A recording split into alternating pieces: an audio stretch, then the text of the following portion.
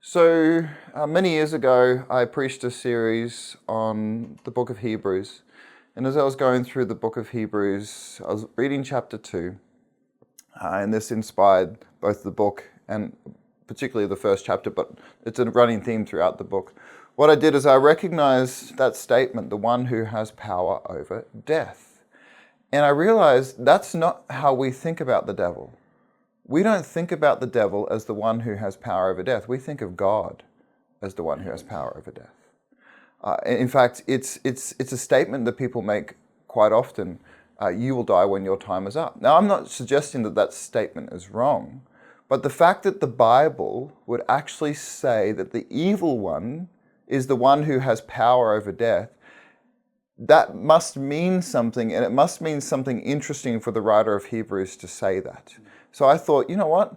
This is worth exploring in greater detail. What does this actually mean?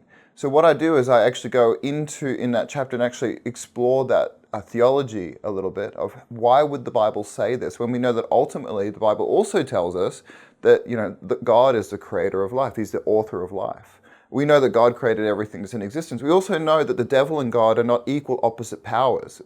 The book is not Manichaean at all. Manichaeanism is the idea that you've got a duology, good and evil, yin-yang symbol. They're equals. The book is not that at all. The devil is not God's equal opposite. He is God's opposite, but he is not equal. He is far less powerful, but because of the nature of the fall of humanity, he has been granted a level of legal authority, I guess you could use that term, over those who stay within his thrall.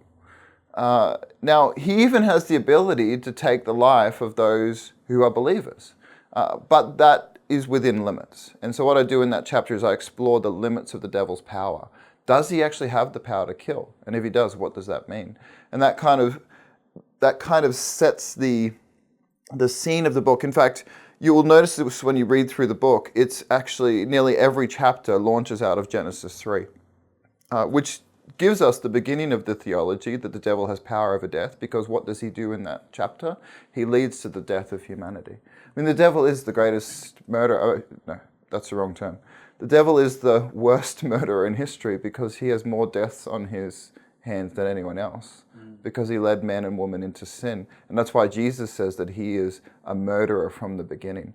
And so to set the framework for the way the devil can actually hurt people, we actually have to understand what sort of power does he have over life, and how does this work.